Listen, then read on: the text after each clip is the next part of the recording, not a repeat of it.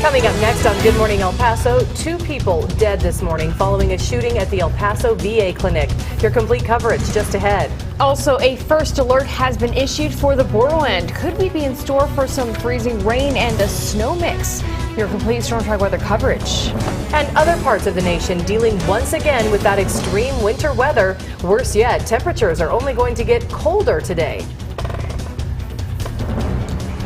Live, where news comes first. From the Mesilla Valley and Las Cruces to El Paso and the borderland. This is ABC 7's Good Morning El Paso. There was an active shooter in the VA.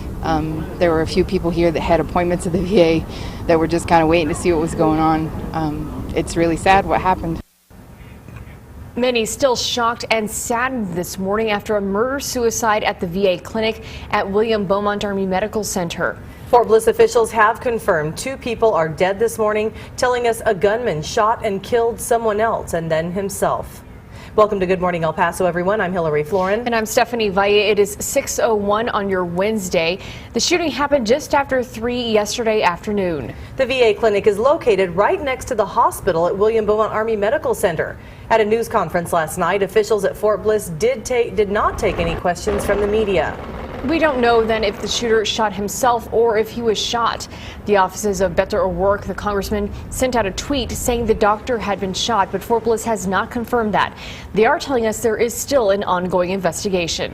Now, the VA is closed today through Beaumont continues to be open this morning as the investigation continues. Good Morning El Paso's Andrew J. Polk is live and continues our complete coverage. Andrew. Good morning, Hillary and Stephanie. I'm out here just south of William Beaumont Army Medical Center here behind me with the VA clinic just south of the main hospital. And as you can see, things are not moving much and it's pretty quiet out here this morning. Just some minor traffic moving around, some guards on patrol at the gates. And we've been told so far this morning by the MPs at the gates that we're not going to be allowed access inside here and even in the parking lots at any point later today. So no more access to any witnesses in there. But the hospital and clinic employees as well as patients were evacuated into the parking lot earlier yesterday, boarding several white buses brought to the hospital parking lot in order to stay warm. Now, VA Acting Director Pete Dancy has said that he expects that this investigation will turn up details soon, with hundreds of witnesses being interviewed amidst difficulties of also getting medical treatment, as many of the people who were here in and around this area were here to receive, again, medical treatment. Now, a Pentagon official speaking to CNN on the condition of anonymity said that the doctor was shot by a gunman who later died from a self-inflicted gunshot wound. Fort Bliss Commander Major General Stephen Twitty, again speaking at that press conference yesterday where there were no questions asked, said that the investigation will be primarily handled by the FBI.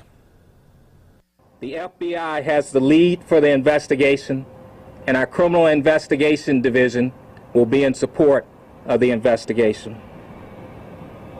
Everything is under control, and there is no immediate threat to Fort Bliss or the local community. Now, a Veterans Affairs spokeswoman told us that while the clinic here at William Beaumont will remain closed today, there will be counseling available for staff members and people affected starting at noon today. And even though this clinic will remain closed, the other area clinics outside of this location will remain open today, as will William Beaumont, again for primary medical care. So again, reporting live in North Central El Paso, Andrew J. Polk, ABC 7. Thanks so much, Andrew, for that live report. Right now it's 6:04. Here's a live shot from downtown. Can't see too much weather-wise, but it sure is a pretty shot. Let's get right to Crystal and talk about the first alert that's been issued. Yeah, that first alert is in effect for today into your Thursday. Reasons? Well, let's go over them. First off, we're talking windy weather as a cold front starts to track into our area today. Those windy conditions will be especially strong along western mountain slopes. We dealt with this last week. The strong wind gusts in West El Paso and then right up against the Oregon Mountains. Tonight, we see a slight chance of freezing rain, and we'll actually have an explainer for what that is coming up within the next half hour. And we're looking towards Thursday. A scattered chance of rain does continue with cooler temps that last into your Friday. We are tracking all of these as parts of your first alert. For this morning, we're at 38 degrees. It feels like 31 outside in El Paso. Las Cruces is also at 38, although it feels like 38 with lighter winds. It's right around your lunchtime that the winds should start to pick up with the cold front passing. We'll look more closely at that coming up. in a few minutes. All right, Crystal, thank you. Elected officials have been commenting on the shooting at the El Paso VA clinic. El Paso Congressman Beto O'Rourke was actually the person who confirmed the shooting with us. He, of course, took to social media, and on Facebook he said, quote, "Our thoughts and prayers are with the men and women at the El Paso VA clinic." Governor-elect Greg Abbott had this to say on Twitter: "Prayers for victims of active shooter at El Paso Military Hospital and for first responders restoring peace." Mayor Oscar Leeser has also sent out a statement saying, "I am saddened about the situation at Fort Bliss, as El Paso and the Bliss communities are one in the same. The El Paso Police Department and the entire city of El Paso will continue to assist in any way possible." New information right now on a pedestrian crash in northeast El Paso. A woman is in critical condition after police say she was hit by a car. This on the 4300 block of Trends Mountain. It happened around 7:30 last night. The sheriff's office tells us crimes against persons along with special traffic investigators are on the scene. No word yet if the driver stopped to pull over, but we'll continue to update you as we get other information. Another update right now, we learned that a missing Las Cruces teenager has been found. Rosa Hurtado, a student at Las Cruces High School, had been missing since December 10th after she didn't come home from school.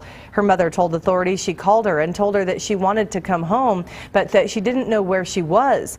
Tips led deputies to Hurtado at a home in Vado. She told investigators she had been staying with friends the entire time. No charges will be filed against her. At 6:06, it's time to take a look at our TxDOT traffic cameras. Looking over at I-10 and Lee Trevino, you can see that traffic is starting to pick up over there on the east side of town, but no problems at this point. I-10 in Zaragoza looks clear. And in South Central El Paso, some residents at City Hall again fighting to get rid of what they call junk. But another man says it's not junk, right? Right. The shop owner in question says his business is not. What City Council decided to do about the dispute. And we're starting to sound like a broken record. We realize that, but dangerous below freezing temps once again are shutting down cities across the country. Is there an end in sight to all this cold winter weather? And back here in the borderland, we're under a first alert. Meteorologist Crystal Klein has your forecast. Crystal. Well, we're looking at the potential for freezing rain in the forecast. That's only one of the reasons why we're under your first alert. All the details on this first alert coming up after your break. Thanks, Crystal. This is ABC 7, where news comes first.